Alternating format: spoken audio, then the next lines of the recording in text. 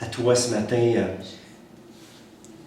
en te disant merci pour ta grâce. Tu es tellement gracieux, Père, de permettre que je puisse apporter cette parole. Et puis de notre côté, Seigneur, que cette parole puisse, dans toute son intégralité, être apportée dans son contexte. Seigneur Jésus, que cette parole qui va être prêchée ce matin, que le Saint-Esprit vienne tout simplement me porter secours, donne-moi cette grâce, Seigneur, de laisser le Saint-Esprit parler au travers de ma bouche, au travers de cette parole-là, au travers de la préparation qui a été faite dans ce message. Seigneur, merci d'être là. Merci que ta parole est la vérité et que la vérité, elle nous rend libres. Et fais de nous des disciples obéissants, attentifs à ta voix et qui accomplit les œuvres à laquelle tu as préparées pour nous. Seigneur, fais de nous cette Église selon ton cœur, une Église centrée sur toi, sur ta parole. Tu nous dis dans ta parole que celui qui t'aime, c'est celui qui garde ta parole. Et Seigneur, non seulement nous voulons vivre une relation profonde et personnelle avec toi, mais nous voulons vivre ta parole et nous voulons lui obéir et bénéficier de la grâce qui nous permet d'obéir à ta parole. Parce que de nous-mêmes, Seigneur, on ne peut pas rien faire. Mais avec la grâce que tu nous donnes, toute suffisante, tu nous permets d'aller là où tu nous amènes à aller, Seigneur, tout simplement. Dans le nom de Jésus, je te prie. Merci d'ouvrir nos yeux spirituels, nos cœurs ce matin. On y va. Fait que, on va y aller avec la première diapo ce matin. C'est quelque chose que j'ai déjà apporté, mais que j'ai remodifié un peu. Et puis, c'est quelque chose que je devrais rapporter encore parce que ça nous concerne chacun de nous. Ça concerne vraiment les disciples de Jésus, puis vous allez voir pourquoi. Donc, que voyez-vous à l'écran, le titre, c'est « Laveur de pieds demandé ». Laveur de pieds demandé. Et ce message-là de Jésus et cette portion-là des Écritures, je vous dirais que dans le passé, elle a profondément touché mon cœur, puis elle touche encore profondément mon cœur, quant à l'attitude que nous devrions avoir, non seulement envers Jésus, mais les uns envers les autres. Dieu se cherche des laveurs de pieds. Puis on va voir ce matin tout l'impact et l'attitude que demande d'être un laveur de pieds. L'attitude que ça demande. J'ai encore du progrès à faire là-dedans, je vous le dis. Encore du progrès à faire quant à l'approfondissement de cette attitude-là que le Seigneur nous demande, de laver les pieds. Donc, on va lire le texte tout simplement. On va aller je vais le lire avec la Bible en papier, tout simplement. Puis ça va être au tableau aussi, en même temps. Je vais juste me positionner pour que ça soit plus facile à lire. C'est bon. Donc, dans Jean, le chapitre 13, le verset 1, on va lire du verset 1 au verset 17. Avant la fête de la Pâque, Jésus, sachant que son heure était venue de passer de ce monde au Père, et ayant aimé ceux qui lui appartiennent, qui lui appartenaient dans le monde, les aima à l'extrême. Moi, j'ai la version second 21 ici. Jésus les aima à l'extrême.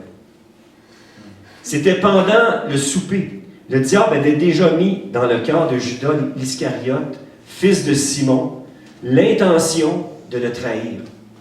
Jésus savait que le Père avait tout remis entre ses mains, qu'il était venu de Dieu et qu'il retournait vers Dieu. Il se leva de table, quitta ses vêtements et prit un linge qu'il mit autour de sa taille.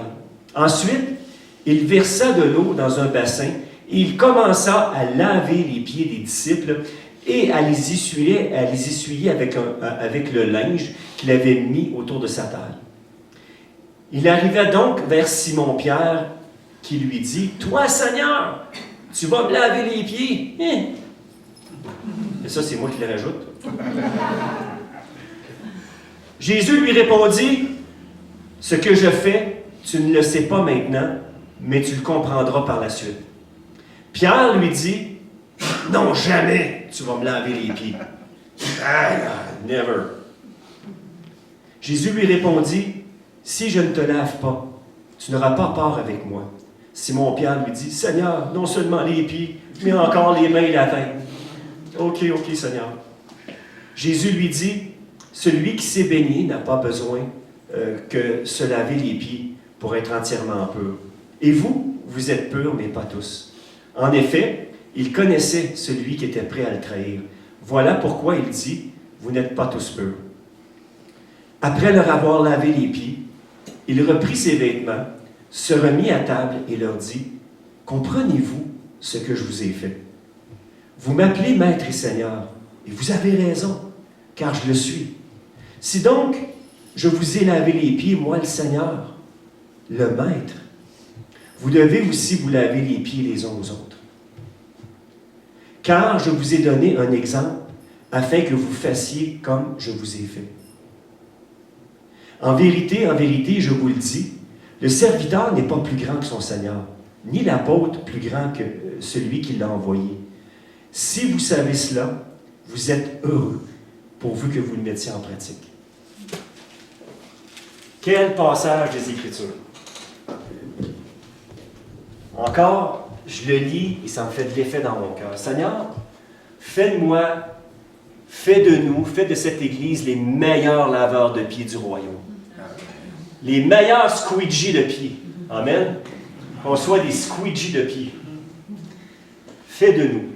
Et on va voir ce matin, au travers le texte qu'on a lu ce matin, puis c'est sûr que j'aimerais qu'on prenne tout le temps, et puis ça prendrait une semaine, même voire plusieurs semaines de faire toute l'exégèse de tous les versets qu'on a lus, mais ce matin, on va se concentrer surtout sur l'attitude que Jésus demande. On va se concentrer là-dessus. Donc, le but de ce matin, c'est de dégager au travers de ce récit-là les attitudes, la mentalité d'un laveur de pieds à l'exemple de Jésus. Quelle mentalité Jésus nous demande? Puis d'abord et avant tout, j'aimerais juste préciser quelque chose de bien important. C'est un message qui s'adresse aux disciples. C'est un message qui s'adresse à l'Église. C'est un message qui s'adresse à quelqu'un qui est né de nouveau, qui est passé par la repentance, qui a réalisé qu'il avait besoin de Jésus, qui avait besoin du pardon de Dieu, qui avait besoin de la rédemption qui est en Jésus, et qui par la génération que le Saint-Esprit a fait en lui, au travers de la repentance, est devenu une nouvelle créature. Et à partir de ce moment-là, Dieu désire faire des laveurs de pieds de nous. C'est pas quelque chose, c'est pas humain de devenir un laveur de pieds, puis on va le voir tantôt. Ça prend vraiment le divin en nous. Ça prend vraiment l'attitude et l'amour de Christ en nous pour être des serviteurs les uns des autres. Et des fois, aller vers des gens qui parfois ça pue. Spirituellement, il y a toutes sortes de senteurs. Dieu veut que nous apprenions à prendre soin les uns des autres. Est-ce que vous me suivez jusqu'à maintenant? Pas moi, mais Jésus. Comme introduction, ce que je pourrais vous dire ce matin, c'est que cet événement-là où Jésus lave les pieds de ses disciples se déroule à peine quelques heures avant sa crucifixion. C'est juste quelques heures avant que Jésus est pour être livré et être crucifié. Donc Jésus passe les derniers moments qui lui restent à vivre juste avant d'être arrêté, à instruire ses disciples et plus particulièrement ceux qui sont appelés à continuer son œuvre, à perdurer son œuvre par la grâce et par la puissance du Saint-Esprit, tout simplement, quand ça a été déversé à la chambre haute, tout simplement. C'est là que le premier message, je dirais, percutant, a été proclamé, et la première des choses, quand les gens ont été touchés, que ferons-nous, frère? Qu'est-ce qu'on va faire? Il dit, repentez-vous. Pierre dit, repentez-vous. Reconnaissez que vous êtes pécheurs et croyez en Christ qui l'a pris sur la croix, le fardeau de nos péchés, etc., etc. Donc, ce n'est pas exactement ce que le texte dit, mais dans le fond, repentez-vous avec tout ce qui implique une repentance. Donc, c'est sûr, 3000 one-shot ont donné leur vie à Jésus par la puissance du Saint-Esprit. C'est le Saint-Esprit qui produit en nous le salut. C'est lui qui nous régénère. Nous, tout ce qu'on a à faire, c'est de proclamer le message, mais de laisser le Saint-Esprit toucher le cœur des gens. Amen? Amen. Ça va jusqu'ici? Donc, cet enseignement-là qu'il leur donna n'était pas destiné aux foules, mais uniquement à ceux qui étaient déjà engagés à le suivre. Ça, il faut s'entendre là-dessus. Et puis, vous savez, le dernier moment, Jean relate ce qu'on regarde ce matin, le chapitre 13, du chapitre 13 au chapitre 17 de Jean, ça se passe dans un seul moment, où est-ce que Jésus juste avant de mourir, va donner ses instructions à ses disciples en 5 chapitres. Et pour moi, c'est tellement important. Même, je dirais, là, pour moi, là, je vais commencer à apprendre par cœur ces 5 chapitres-là, du verset 13 du chapitre 13, aller jusqu'au chapitre 17, à vraiment saisir et apprendre par cœur, puis saisir vraiment l'essence même de ce que Jésus, dans les dernières instructions qu'il a données à ses disciples, il y a tellement une profondeur, des choses qu'on doit réaliser en tant que disciples. Donc, ce que Jésus a voulu enseigner par ce geste-là, de qu'est-ce qu'on a lu, l'histoire qu'on a lue, où est-ce qu'il a lavé ses pieds de ses disciples, c'est un geste qui, d'abord et avant tout, on parlait d'une attitude tantôt, c'était une attitude empreinte d'humilité. Est-ce qu'il y a un passage des Écritures qui vous revient? Parce qu'il y a un fil, il y a un courant dans les Écritures qui relie justement la personne de Jésus. Jésus a dit de lui-même qu'il était doux et humble de cœur. Dans Matthieu, le chapitre 11, le verset 28, 29, et la suite, il dit « Recevez mes instructions, car je suis doux et humble de cœur. » Jésus lui-même dit de lui-même qu'il est doux et humble de cœur. Et pour nous, être des serviteurs selon le cœur de Dieu, il faut vraiment être empreint de cette humilité-là de Jésus. Il faut demander la grâce à Dieu de nous donner cette humilité-là pour être des serviteurs les uns envers les autres. Est-ce que vous me suivez ce matin? Donc, ce que Jésus a voulu enseigner avec ce geste, qui était rempli d'humilité, c'était destiné à montrer aux disciples et à nous-mêmes quel genre d'attitude nous devons cultiver et comment nous devons agir envers notre prochain, envers notre semblable, pour être considérés grands au ciel devant Dieu notre Père Céleste. On va le voir tantôt, les disciples, ils étaient à table autour de Jésus, puis au point de départ, ils cherchaient à savoir qui était le plus grand dans le royaume, qui allait avoir la place d'honneur et la plus importante, et Jésus ramène les choses vraiment là où elles doivent être. Il a vraiment ramené les choses. On doit être serviteurs les uns des autres, être des laveurs de pieds. Donc, avant d'aller plus loin, j'aimerais juste partager avec vous une petite leçon de culture biblique, juste pour mettre la parole dans son contexte quand même. Question de mettre cet événement-là, comme je viens de dire, dans son contexte. Donc, au temps de Jésus, les gens marchaient en sandales dans la poussière et la saleté et les autres substances nauséabondes, désagréables, collaient aux pieds. Donc, la conséquence, c'est que ça rendait le lavage des pieds comme vraiment nécessaire à cette époque-là. Dans le passage qu'on vient de lire ce matin, les disciples auraient sans doute accepté de laver les pieds de Jésus, mais il était absolument hors de question de se laver mutuellement les pieds. C'était une tâche tellement dégradante à cette époque-là qu'elle était toujours confiée au dernier des esclaves, un non-juif de préférence, selon certains commentateurs bibliques.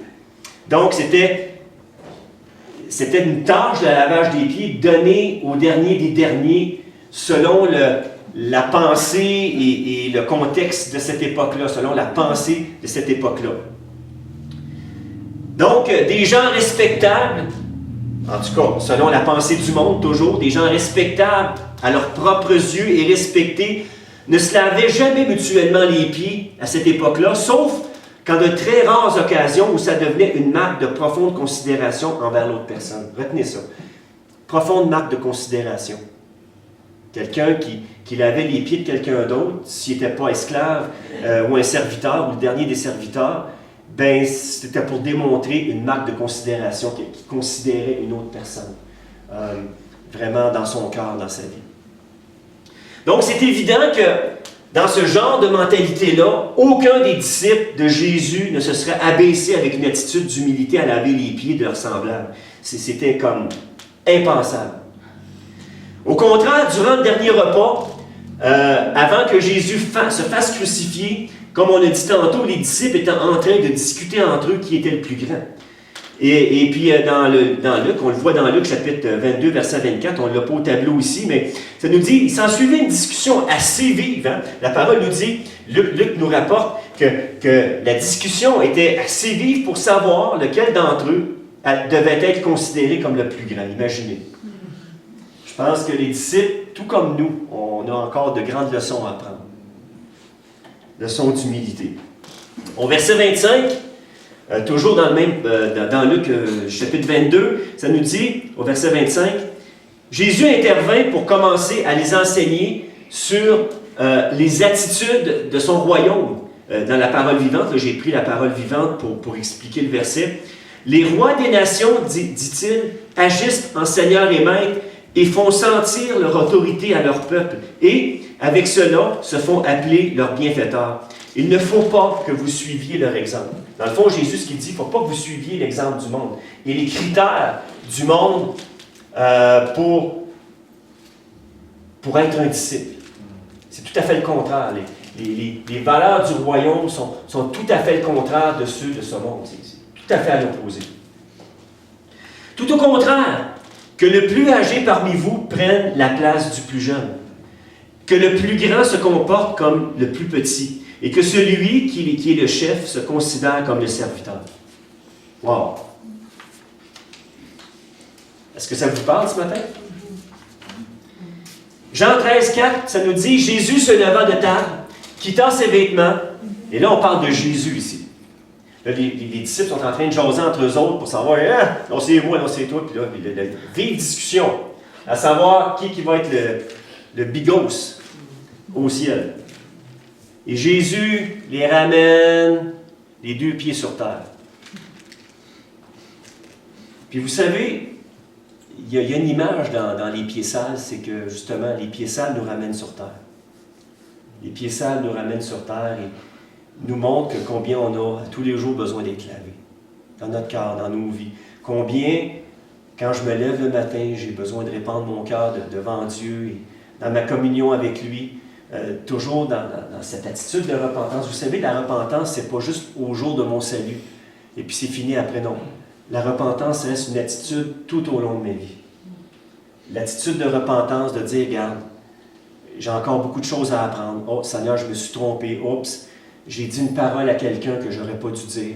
Seigneur, je te demande pardon. Je vais voir la personne et dire, je m'excuse, regarde, j'ai peut-être été dur avec toi. Donc, quand je parle qu'on doit rester quand même les deux pieds sur terre, c'est dans ce sens-là qu'on doit reconnaître que dans nos vies, on a encore des choses à laisser Dieu nous transformer. Puis ça, jusqu'à temps que le Seigneur vienne nous chercher, on va avoir des choses et des points à laisser Dieu travailler dans nos vies, afin qu'on devienne de plus en plus à l'image de Jésus. Des bons laveurs de pieds. L'exemple qu'il nous a donné. Donc, et là, quand les disciples, donc Jésus se leva de table, quitta ses vêtements, prit un linge, il a quitté ses vêtements, a pris un linge qu'il mit autour de sa taille. Et là, quand les disciples ont vraiment réalisé ce que Jésus voulait faire, ils en ont été carrément scandalisés. Ils ont été scandalisés. Et c'est pour ça que, et puis le premier, puis un qui ne cachait pas ses émotions, ses sentiments, puis j'aime bien Pierre, parce que souvent, il se mettait le pied dans la bouche, justement. Il se mettait le pied sale dans la bouche, et puis, comme on pourrait dire, et souvent, il parlait avec son cœur quand même, je vous dirais. Là, il disait tout haut ce que bien souvent les gens pensaient tout bas. Et puis il y en a des de même, il y en a des comme ça. Donc, mon Pierre, on va revenir à lui tantôt. Donc là, les disciples, ils ont vraiment réalisé ce que Jésus voulait faire. Jean 13,5 nous dit, ensuite, Jésus versa de l'eau dans un bassin et il commença à laver les pieds des disciples et à leur essuyer avec le linge qu'il avait autour de la taille. Il arrivait donc vers Simon-Pierre qui lui dit, « Toi, Seigneur, tu me laves les pieds. Voyons donc, c'est Jésus, voyons, t'es le rabbi, voyons, nous laver les pieds à nous autres, c'est quoi cette histoire-là? Voyons, là, ça marche pas, là, t'es le leader du groupe, c'est pas toi, c'est à nous à te servir, là, c'est pas à toi de nous laver les pieds. Vous voyez-vous un petit peu la mentalité? Et puis, j'imagine que c'était encore en pire, parce qu'il y a des éléments qui m'échappent. Écoute, vous savez, le message que je vous amène ce matin, c'est au travers, le Saint-Esprit travaille au travers quelqu'un qui est toujours en cheminement. Votre pasteur est toujours en cheminement ce matin. Il a toujours besoin d'apprendre et de s'approfondir. Mais tu sais, je m'imagine Pierre qui est là. Et voyons, ça n'a pas de sens. Là. Il est scandalisé de ça. Et là, Jésus, c'est ce que ça nous dit. Jésus est en train de le renseigner.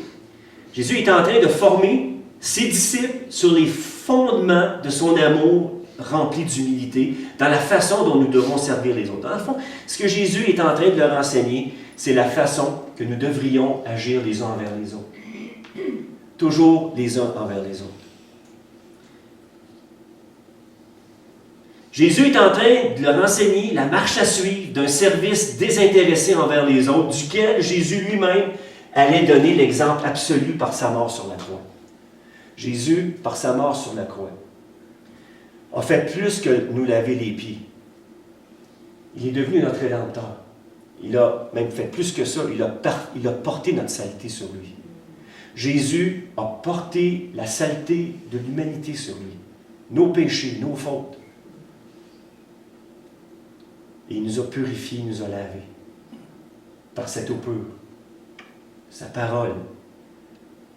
De son esprit. Du Saint-Esprit qui nous régénère, qui nous rend en lui une nouvelle créature. Et qu'à partir de ce moment-là,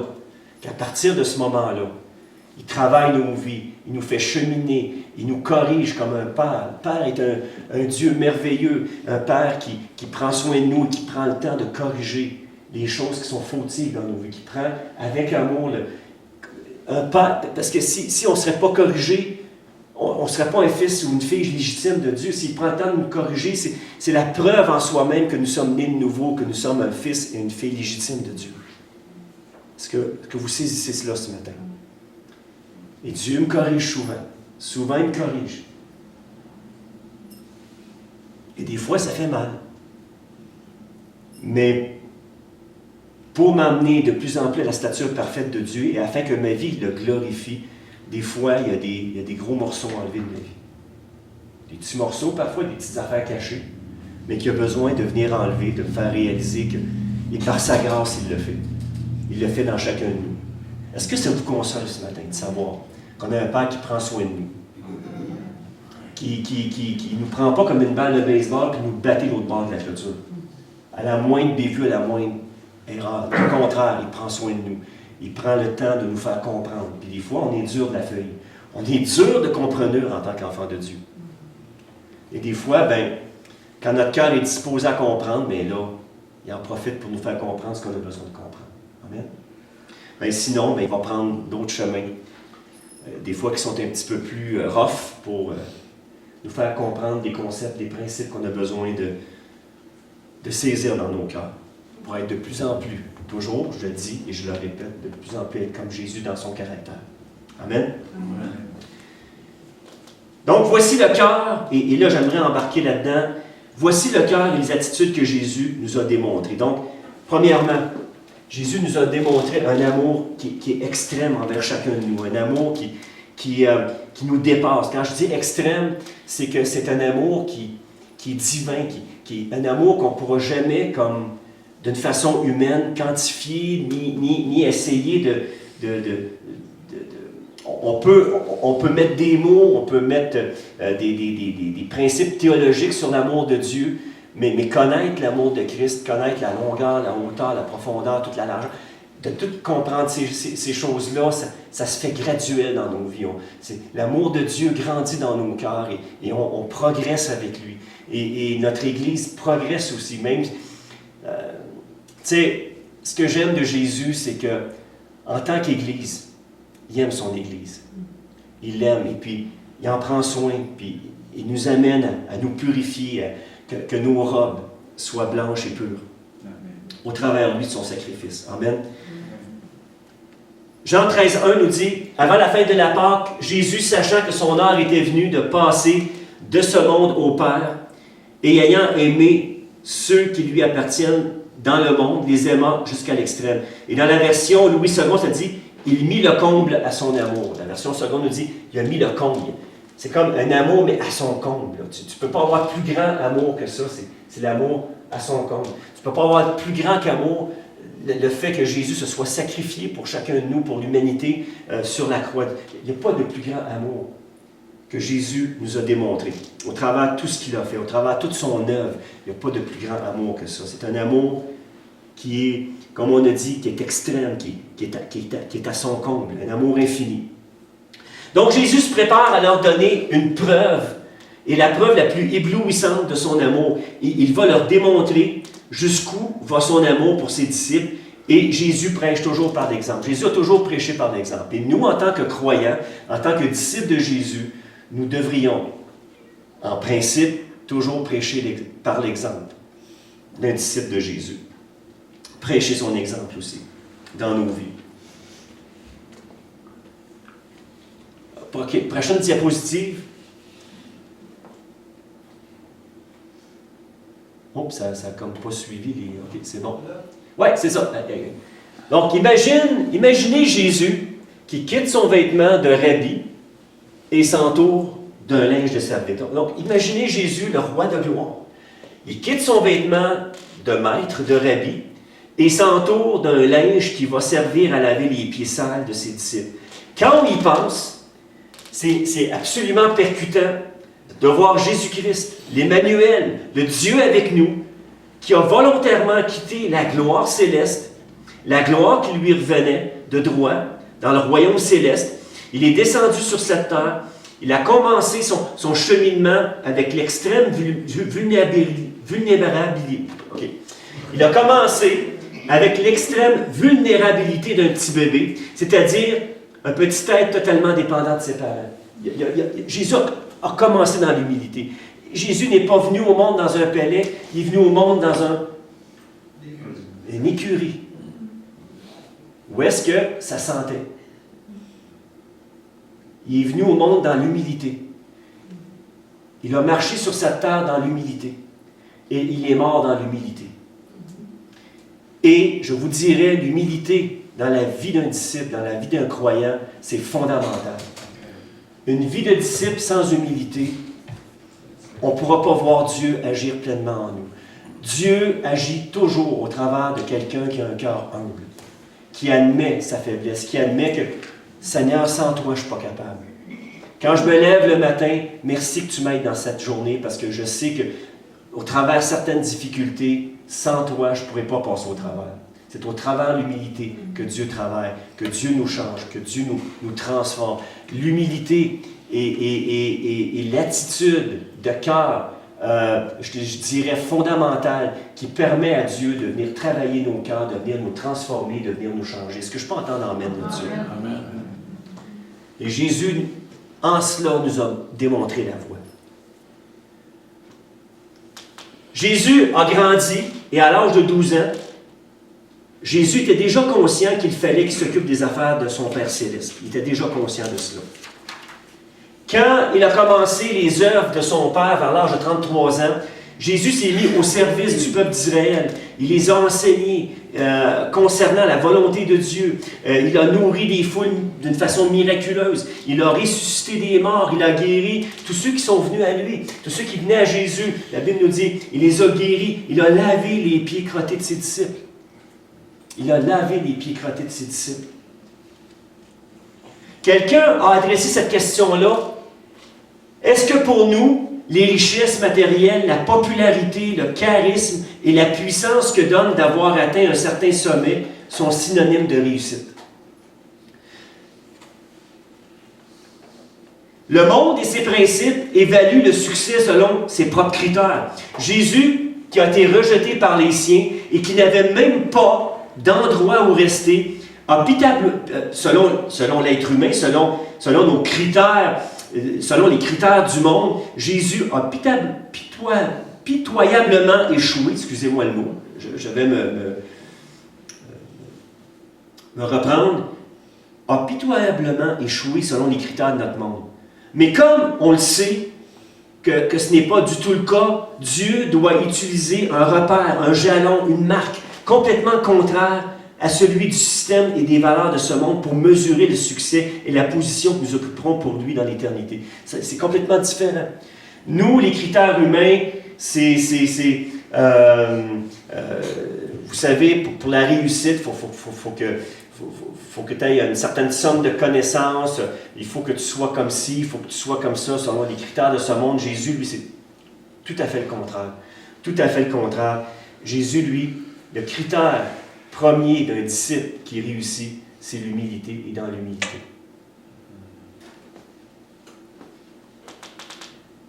Les évangiles nous témoignent que Jésus-Christ est l'exemple par excellence à imiter. Nous ne sommes pas plus grands que notre maître et Jésus demeure pour moi mon exemple total. Jésus a parfaitement assumé la tâche du serviteur le plus humble quand il a enlevé son vêtement, qu'il a lavé les pieds sales de ses disciples, même les pieds de celui qui allait le trahir et le renier. Pensez-y 2 minutes. Jésus a lavé les pieds de Judas, sachant que Judas était pour le trahir. Vous, est-ce que vous l'auriez fait?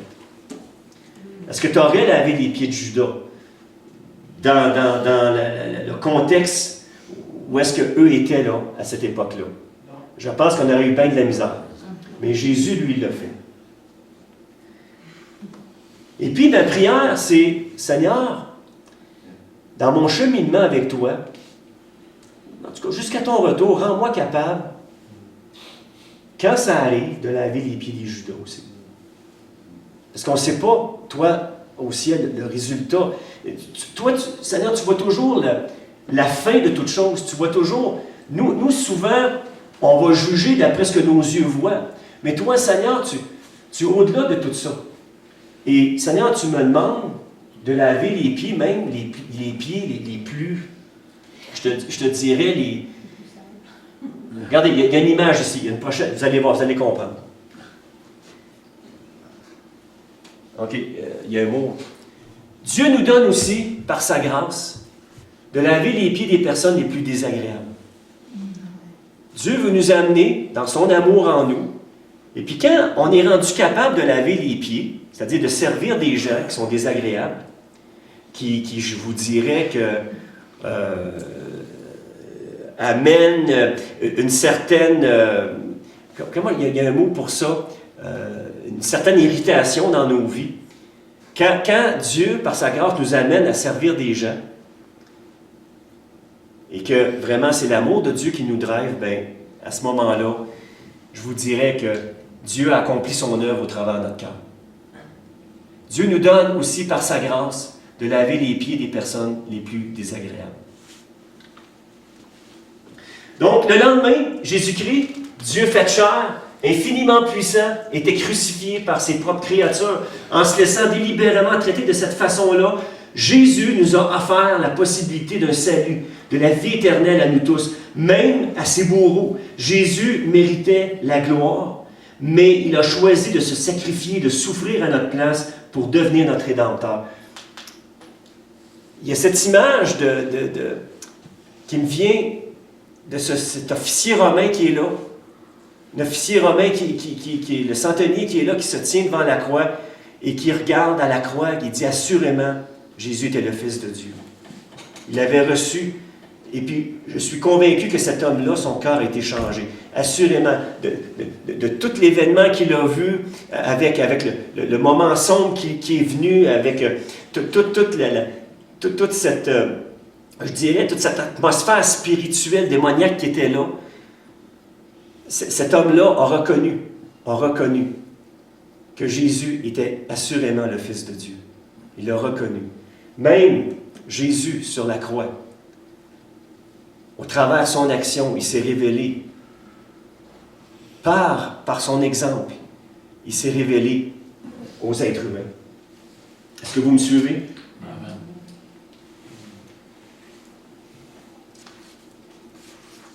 L'apôtre Jean a dit, prochain verset, l'apôtre Jean a dit, tous les hommes qui détestent tout homme. OK, l'apôtre Jean, dans la première épître de Jean, chapitre 3, versets 15 et 16, l'apôtre Jean dit, tout homme qui déteste son frère est un meurtrier. Et vous savez qu'aucun meurtrier n'a la vie éternelle en lui. Voici comment nous avons connu l'amour. Christ a donné sa vie pour nous. Nous aussi, nous devons donner notre vie pour les frères et les sœurs. Wow! Encore là, juste ce verset-là est un sujet de prédication très profond. Mais voici comment nous avons connu l'amour. Christ a donné sa vie pour nous. Nous aussi, nous devons donner notre vie pour nos frères. Et ça implique quoi? Et la question que je pourrais vous poser ce matin, ça implique quoi, moi, de donner ma vie pour quelqu'un? Ça implique quoi? Donc, je vous pose la question, puis réfléchissez là-dessus cette semaine. Ça implique quoi de donner ma vie pour mes frères? Seigneur, tu as donné ta vie pour moi, mais moi, pour moi, ça implique quoi de donner ma vie pour quelqu'un? Charles Stanley, pasteur Stanley, a dit quelque chose de vraiment important. Il dit, le Seigneur nous appelle à servir les autres pour plusieurs raisons.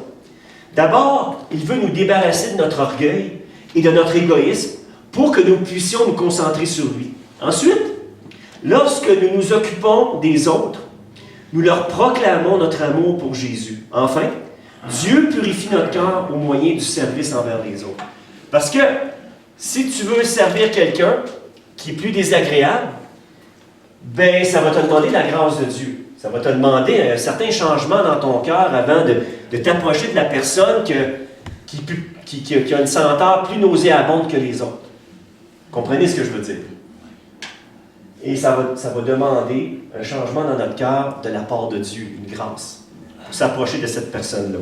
Et le fait de servir des fois des gens qui sont plus difficiles, ben ça nous amène nous-mêmes à laisser Dieu nous transformer, à nous changer et de nous amener de plus en plus comme Jésus. Est-ce que vous me suivez là-dedans? C'est bon? C'était peut-être pas trop agréable à entendre, mais c'est la vérité.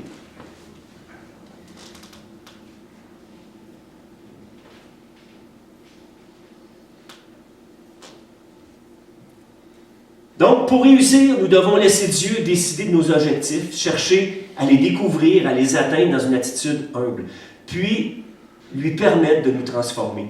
Donc, ce qui m'amène à vous parler de l'attitude d'humilité ce matin. Donc, je n'ai pas pensé de mettre la citation sur le PowerPoint, mais ça nous dit, c'est pour réussir, nous devons laisser Dieu décider de nos objectifs. Un disciple doit soumettre sa volonté à la volonté de Dieu. Jésus, si on suit son exemple, Jésus a dit, je ne fais rien sans que le Père me montre ce que je dois faire. Jésus, qui était Dieu, était lui-même complètement soumis à la volonté de son Père. Amen. Et nous, ce que Dieu nous demande, c'est délibérément, avec un cœur reconnaissant, de lui soumettre. Puis de soumettre notre volonté, c'est pas évident. Puis moi, je demande souvent la grâce de Dieu. Souvent, je suis dans mon bureau ou dans un endroit, mon endroit de prière. Puis je dis, Seigneur, donne-moi la grâce de vraiment t'obéir, d'aller jusqu'au bout. Peu importe ce que j'ai à traverser, donne-moi toutes les grâces que j'ai besoin pour y arriver. Pour être quelqu'un d'obéissant dans ton royaume. Je ne veux pas être quelqu'un d'éclatant, juste d'obéissant. Je veux juste être trouvé fidèle. D'arriver devant toi un jour et de dire, regarde, j'ai fait ce que tu m'as demandé, Seigneur. Puis merci de la grâce que tu m'as donnée pour y arriver. Parce que tout vient de toi. Toute grâce vient de toi. Donc, ce qui m'amène à vous parler de l'attitude d'humilité de Jésus. Donc, on va parler de l'humilité ce matin, qui est le critère numéro 1. Je pense de toute façon dont Dieu doit travailler dans nos vies.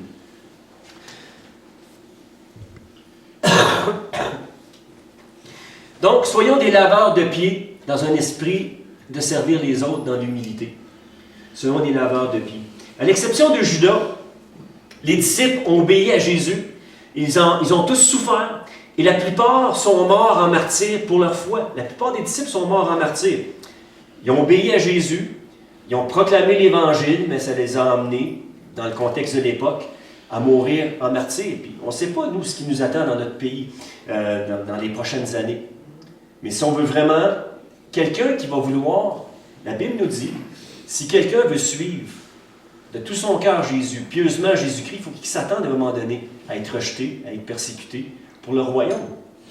Parce qu'on est complètement, nous, si on est vraiment un croyant et on a un cœur selon le royaume de Dieu, on est complètement en opposition avec les pensées de ce monde. On est complètement en lutte avec ce monde, avec le diable. On est en lutte constamment avec notre chair aussi, qu'on doit soumettre à Christ. Amen.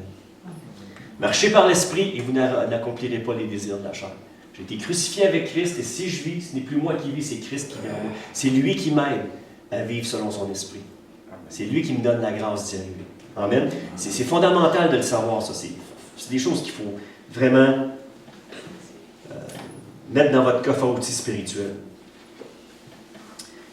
Donc, à l'exception de Judas, les disciples ont obéi à Jésus. Et la plupart, comme on vient de dire, sont morts en martyr pour leur foi. Et ils ont, malgré cela, choisi la voie de l'humilité et de l'obéissance parce que Jésus leur avait enseigné que les derniers seraient les premiers et les premiers seraient les derniers. Et les premiers Écoute, je vais le répéter, celle-là. Jésus leur avait enseigné que les derniers seraient les premiers, et les premiers, les derniers, dans le royaume de Dieu.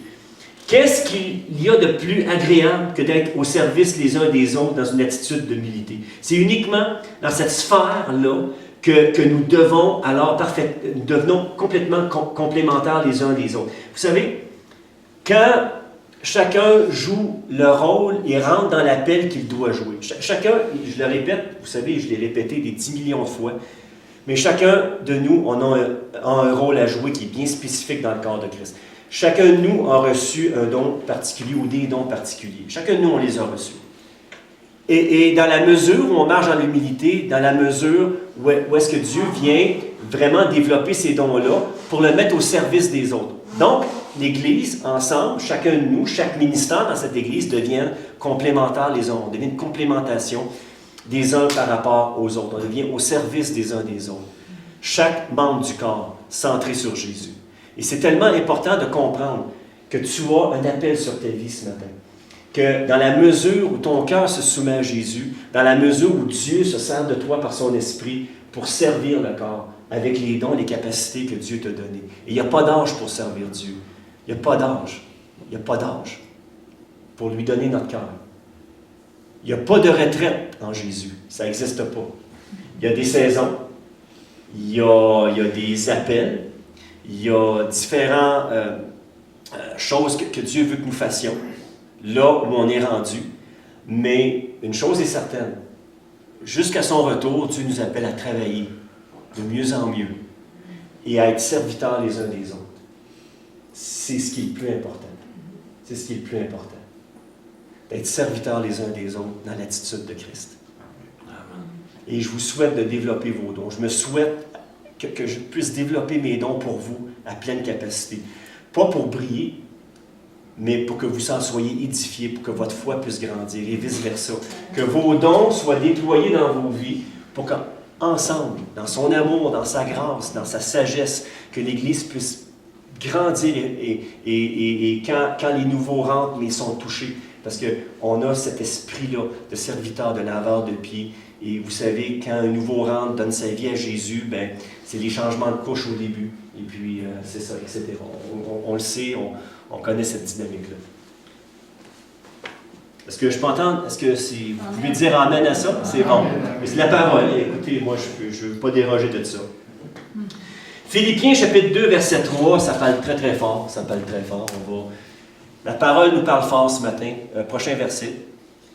Philippiens 2, verset 3 nous dit « Ne faites rien par esprit de rivalité ou par désir de gloire, d'une gloire sans valeur. » Quand je dis des fois, la chair cherche à briller, à se mettre en valeur. Mais au contraire, dans l'humilité, cherchons à mettre en valeur nos frères et nos sœurs pour les voir grandir dans la foi. Moi, là, ce qui me bénit le plus, c'est de vous voir cheminer, de vous voir grandir. Puis, tu sais, je vous regarde chacun de vous et quand je vous vois grandir, quand je vous vois cheminer, quand je vous vois vraiment vous affermir dans la parole de Dieu, quand je vois que vos dons, de plus en plus, vous les mettez à profit pour les autres, bien, gloire à Dieu, vous faites vraiment ce que le Seigneur vous appelle à faire, comme corps, comme Église. C'est vraiment important ce que je vous dis ce matin. Donc, ne faites rien par esprit de rivalité ou par un désir d'une gloire sans valeur, mais avec humilité, encore une fois. Considérez les autres comme supérieurs à vous-même. Que chacun de vous, au lieu de regarder ses propres intérêts, regarde aussi à ceux des autres. C'est ce que Dieu nous appelle à faire et à être. Et je vais vous dire, ça demande une grâce. Parce que d'une façon charnelle, on ne peut pas y arriver. Impossible. Oubliez ça. On ne peut pas vivre notre vie chrétienne avec nos propres efforts. Ça se vit par l'Esprit. Ça se vit dans notre communion avec Jésus. Quand je me lève le matin et que je laisse Jésus parler à mon cœur au travers de sa parole, quand je le laisse agir dans ma vie, quand je le laisse me transformer, quand il me dit de m'aligner sur quelque chose et que, OK, Seigneur, donne-moi la grâce de m'aligner sur ce que tu me demandes et puis, Seigneur, OK, je vais obéir, bien, c'est là que pleinement il agit dans ma vie et que je vois le résultat, que je vois le fruit de tout cela. Sinon, bien, prochaine diapo. que votre attitude soit identique à celle de Jésus-Christ. Puis pour qu'elle soit identique à celle de Jésus-Christ, il faut que je passe du temps avec Jésus. Il faut que je passe du temps dans sa parole. Il faut que j'approfondisse d'un couvert à l'autre sa parole, sa merveilleuse parole. Lui qui est de condition divine, écoutez, c'est hot ça là. Lui qui est de condition divine n'a pas regardé son égalité avec Dieu comme un butin à préserver, mais il s'est dépouillé lui-même. Il s'est dépouillé de sa gloire. Il s'est dépouillé de l'état où il était pour se faire homme. Mais il s'est dépouillé lui-même en prenant une condition de serviteur, en devenant semblable aux êtres humains. Reconnu comme un simple homme, il s'est humilié lui-même en faisant preuve d'obéissance jusqu'à la mort, même la mort sur la croix. C'est profond ça, c'est profond, frères et sœurs, c'est profond. C'est tellement profond. Encore là, tout ça, là, il y aurait plusieurs prédications à emmener juste par ce verset-là. Je vois tellement de possibilités de messages au travers de tout cela. Mais on va se concentrer sur de devenir des meilleurs laveurs de pieds.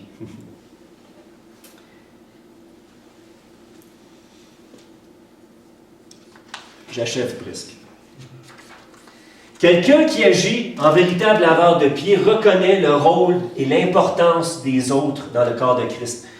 On reconnaît l'importance des autres. Nous avons tous un rôle important à jouer dans la vie des autres. L'humilité nous permet d'édifier l'autre dans ses besoins et d'être édifié par les autres membres de l'Église à notre tour. Moi, je suis édifié par vous. Quand quelqu'un m'appelle, je vous apprécie tous ici dans votre appel, dans où est-ce que vous êtes rendu.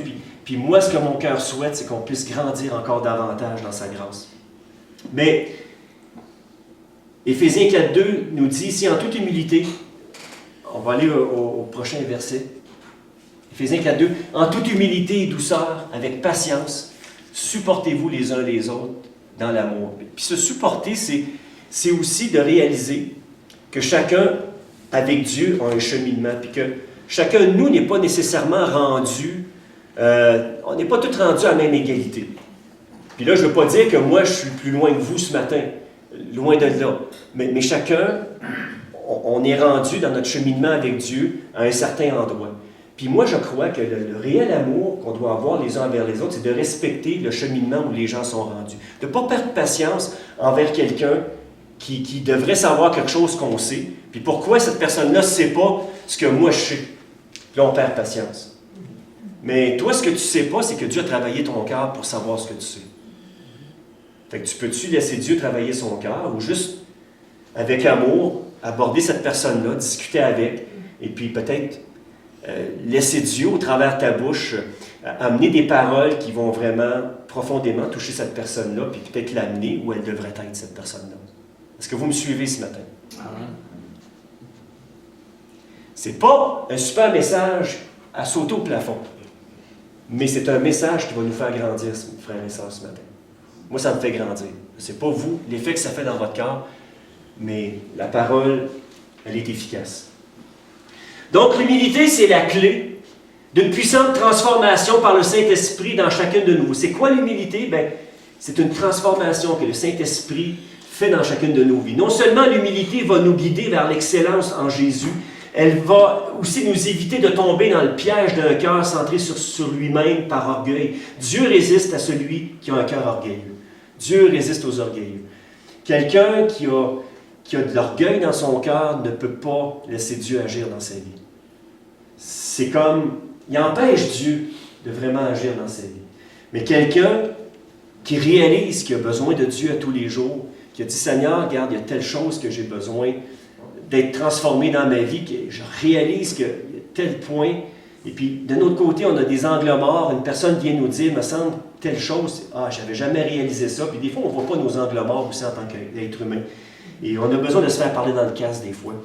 Toujours avec amour, il faut toujours prendre soin de l'attitude qu'on prend avant de parler avec quelqu'un. Donc, c'est quoi une personne humble? On va aller le premier point ici. Juste peser sur le button. Une personne humble évitera les luttes de pouvoir. Qu'est-ce que je veux dire par là? Il Il y a trop de personnes qui basent leur estime de soi sur leur position, sur leurs accomplissements, sur leur réputation. Et Dieu ne voit pas les choses de la même façon. Okay? Dieu ne voit pas les choses de la même façon. Les valeurs de son royaume sont complètement à l'opposé des valeurs de ce monde. Notre valeur personnelle devrait toujours, écoutez bien ça, notre valeur personnelle devrait toujours découler directement de notre relation personnelle avec Jésus. Donc, notre valeur, OK? Notre valeur devrait toujours découler de notre relation avec Jésus. Il nous accepte, il nous aime d'une façon inconditionnelle. Nos insécurités, souvent, nous amènent à rechercher le contrôle et le pouvoir afin de donner un sens à notre existence. Quelqu'un d'humble fait exactement le contraire parce qu'elle a trouvé son identité et une pleine satisfaction en Jésus. Est-ce que tu as trouvé ton identité en Jésus? Quand tu trouves ta satisfaction et ton identité en Jésus, tu n'as plus envie de dominer les autres. Tout ce que tu veux, c'est les servir dans le rôle que Dieu t'appelle à accomplir, tout simplement. Est-ce que c'est correct comme ça? Oui. Jésus est mon modèle absolu. Jésus est mon modèle absolu. Je m'en vais vers la fin. Une position d'autorité devrait être vue comme une occasion de servir Jésus-Christ et les autres. Moi, en tant que leader, mon premier rôle, c'est de vous servir. Vous avez un besoin, vous m'appelez, vous voulez prier. Mon rôle, c'est de m'accorder avec vous, de prier, de jouer le rôle que j'ai à jouer avec vous pour que vous puissiez grandir dans votre foi. C'est le rôle que j'ai à jouer comme leader. Comme leader, vous avez le même rôle à jouer. Puis nous sommes tous leaders à notre façon. Donc, une position d'autorité ne devrait jamais être vue comme une occasion de servir Jésus-Christ. Une position d'autorité devrait être vue comme une occasion de servir Jésus-Christ et les autres. Donc, voulons-nous le servir? Peu importe ce que cela peut impliquer. Est-ce qu'on veut servir Jésus? Ou est-ce qu'on attend une position de premier plan pour nous faire servir par les autres? Troisième point. Une personne humble se réjouit, donc quelqu'un qui marche dans l'humilité. Donc, comment reconnaître dans la vie d'une personne le fruit de l'humilité? Une personne humble se réjouit et désire que les autres progressent dans la foi. Une personne humble va toujours désirer que la personne à côté de lui puisse grandir, puisse cheminer, puisse devenir de plus en plus comme Jésus. Donc, nous pleurons avec ceux qui pleurent, nous partageons la tristesse de ceux qui sont attristés. L'humilité nous permet d'être touchés parce que les autres nous partagent, en désirant profondément qu'ils progressent dans la foi. Donc, j'aimerais vous laisser ce matin avec quelques pensées sur l'humilité, des bons laveurs de pieds. Donc, l'humilité, qu'est-ce que ça fait? Ça vous rend accessible aux autres. L'humilité te rend accessible aux autres, te rend une personne très accessible. L'humilité est un synonyme de flexibilité, coopération, être ouvert aux autres.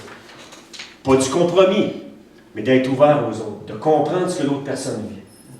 L'humilité, il faut de l'humilité pour se concentrer sur les autres plutôt que sur nous-mêmes. Il faut de l'humilité pour garder un esprit qui se laisse enseigner et se laisse reprendre. Un cœur humble est un cœur enseignable, qui se laisse enseigner, qui se laisse parler. Même si l'autre personne va te dire les choses et ça ne te plaît pas, c'est bon d'écouter, de prendre un recul, puis d'analyser tout ça, de mettre ça devant Dieu. Serais-tu, Seigneur, que oui, elle aurait raison?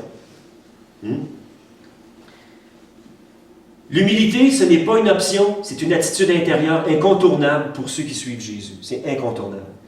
La plus grande des faiblesses humaines, c'est le manque d'humilité. Il y a quelqu'un qui a dit qu'une personne humble n'a pas conscience de son humilité. Quelqu'un de humble n'a même pas conscience qu'il est humble. Et puis il y a une profonde vérité là-dedans. Donc, conclusion, je conclus ce matin avec ces quelques paroles. Soyons des laveurs de pieds dans un esprit de servir les autres dans l'humilité. C'est d'abord et avant tout cela. Moi, ce que je suis béni, c'est le leadership dans lequel on est dans l'Église ici, les gens qui sont autour, qui servent. En tout cas, moi, je détecte des cœurs humbles. Je prends Carl, je vous regarde chacun de vous. Écoutez, vous êtes là, vous servez. André, je remercie Dieu pour les gens qui servent. Et bien souvent, ce n'est pas des choses qui, aux yeux de tous, sont super éclatantes, mais que Dieu voit. Dieu voit celui qui rend service aux autres par amour, par grâce. Et moi, je rends grâce à Dieu pour cela, pour chacun de vous. Quand vous faites quelque chose, même simplement donner un verre d'eau à quelqu'un, vous le faites comme si vous le faisiez à Jésus directement. Quand tu fais du bien à quelqu'un, c'est comme si à Jésus directement que tu fais ce bien-là. Et puis, c'est ce que le Seigneur nous demande, de suivre ses traces à lui. Jésus nous dit ce matin, on va le lire, Jésus nous dit ce matin, « Si donc je vous ai lavé les pieds, moi, le Seigneur et le Maître, vous devez aussi vous laver les pieds les uns les autres, car je vous ai donné un exemple, afin que vous fassiez comme je vous ai fait. En vérité, je vous le dis, le serviteur n'est pas plus grand que son Seigneur, ni l'apôtre plus grand que celui qui l'a envoyé. Si vous savez ces choses, vous êtes heureux, pourvu que vous les pratiquez. » Être serviteurs les uns des autres. Les vrais laveurs de pieds du royaume sont des gens engagés, consacrés à Jésus-Christ, leur Maître et Sauveur. Ils sont des gens engagés envers l'Église, envers les croyants et envers les gens qui ont besoin, les gens qui sont dans le besoin dans notre communauté aussi. Il y a tellement de besoins dans notre communauté. Nous avons la joie, nous avons cette assurance-là que Jésus est avec nous, mais combien de gens recherchent et ont besoin d'entendre le message de l'Évangile d'une façon pertinente, d'une façon puissante, qui ont besoin d'entendre ce message-là et de laisser Jésus toucher leur cœur. Un laveur de pieds a une passion pour les âmes, pour les sans-Jésus, car il partage la même passion que son Maître. Jésus est un passionné pour les âmes. Et si tu aimes Jésus ce matin, et si Jésus vient en toi, tu vas avoir cette même passion-là pour les gens qui t'entourent. Amen. Dieu veut que tous les hommes soient sauvés et parviennent à la connaissance de la vérité. Je termine avec ce verset-là ce matin, Marc 9, 35.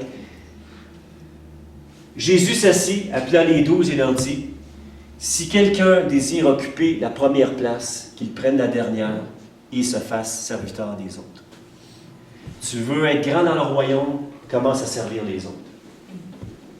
Que je puisse commencer à servir les autres. Amen. Ça, ils n'ont pas de garderie ce matin, hein, c'est ça, on n'avait pas de... Ok, c'est ça. Bon. C'est un hyperactif, hein, fait que c'est ça. Des fois, il faut juste lui dire, mais c'est pas grave. C'est bon. Fait que Seigneur, merci. Merci pour ta parole ce matin.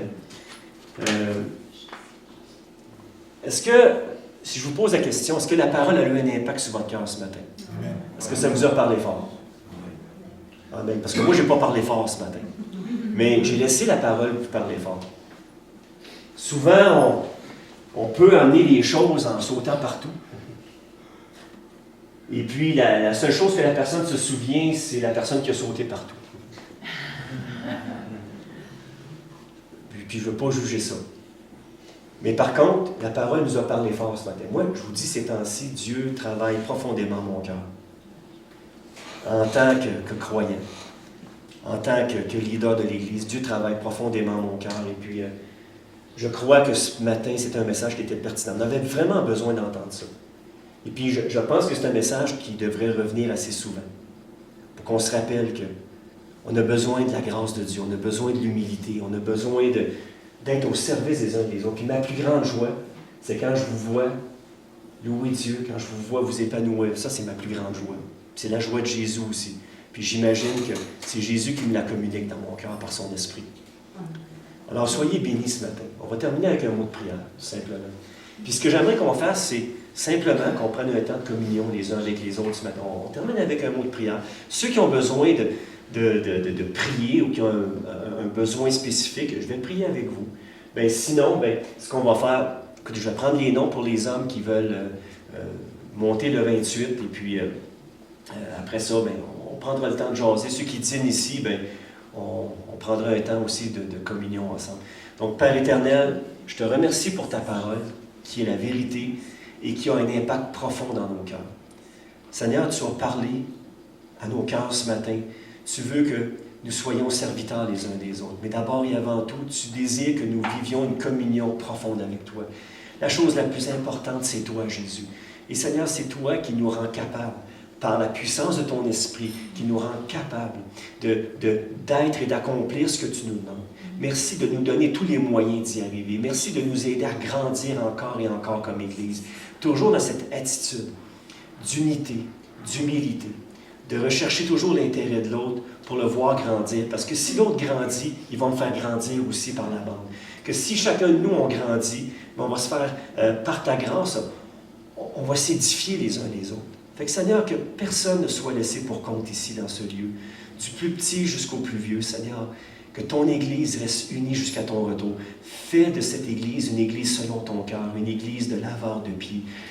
Seigneur, qu'on devienne des spécialistes, Seigneur, même dans les petits recoins, Seigneur, où est-ce que, Seigneur, ça a besoin, Seigneur, où les pieds ont besoin d'éclairer. Fait que Seigneur, encore une fois, donne-nous cette grâce d'être ce que tu veux que nous soyons. Dans le nom de Jésus, Père, je te prie, et le peuple de Dieu dit Amen. Soyez bénis.